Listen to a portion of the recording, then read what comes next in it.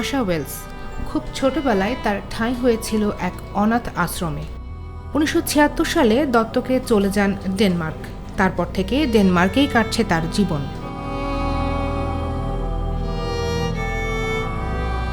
এখন এসেছেন বাংলাদেশে। নিজের পরিবারের খোঁজে তিনি ছুটে বেড়াচ্ছেন বিভিন্ন স্থানে। সোমবার সন্ধ্যায় জীবনসঙ্গী মোগান ফককে নিয়ে ঘুরে গেলেন সকাল সন্ধ্যা কার্যালয়। তাকে নিয়ে প্রথম প্রতিবেদন প্রকাশ করায় সকাল সন্ধ্যাকে ধন্যবাদ জানান আশা। খোঁজাখুঁজির এই পর্যায়ে আশা জানতে পেরেছেন যে ডলি মণ্ডল নামে একজন তাকে খুলনা থেকে ঢাকার এতিমখানায় রেখে গিয়েছিলেন। Yes, in a big way I do, because I can see in some papers from the agency at that time,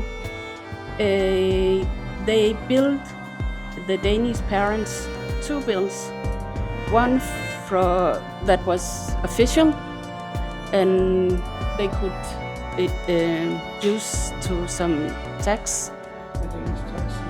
Yeah, and then there was amount that were to be sent on another account, and it's rather a lot of money per person.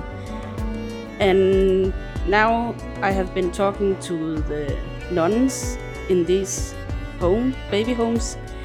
They are like the belief of that every child should have the best life. And at that time, adoption was very big. A lot of people in Denmark that didn't receive babies on their own, they saw the opportunity to adopt. It was hard. It was not so easy for them, but it was in a way easy to find the children. So I can see in some papers that some of the Danish families, they wanted children, maybe a boy or a girl, and they should have certain ages.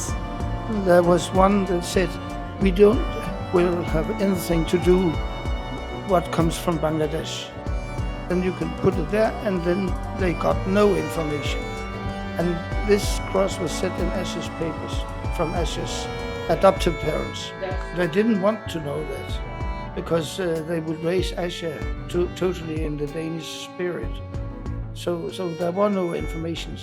And later they have found out that Tadasam and other organizations held back the papers because parents were writing from Bangladesh and Korea and elsewhere letters to Denmark to say, where are you?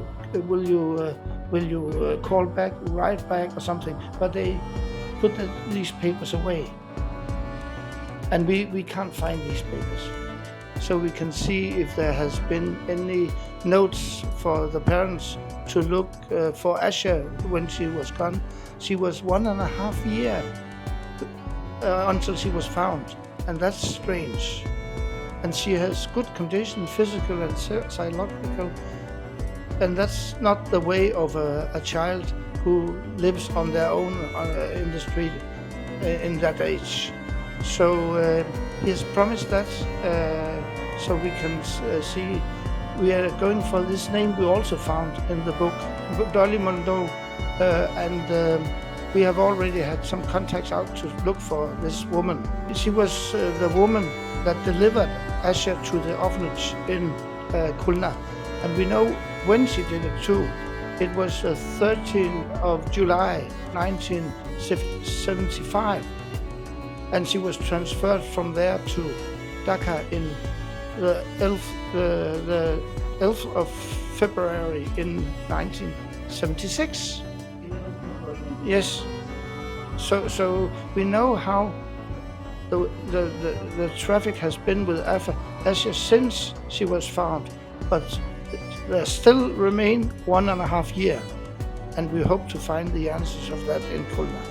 মাঝে একবার বাংলাদেশে এসেও স্বজনদের সন্ধান না পেয়ে ফিরে গিয়েছিলেন আশা।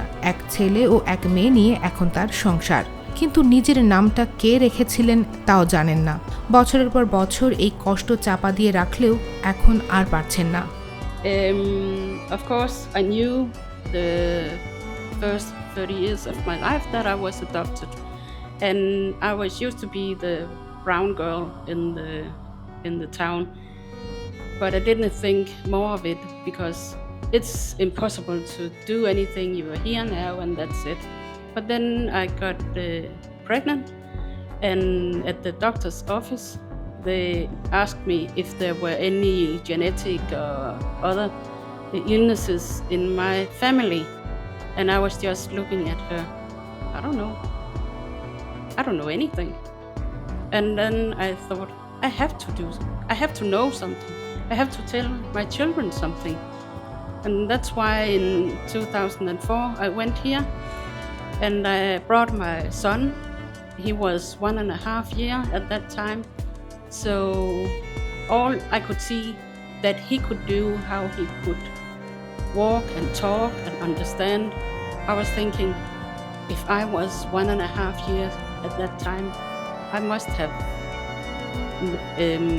been taken care of, been in some kind of relationship. তাই নিজের পরিবারের সন্ধানে ফের তার বাংলাদেশে আসা।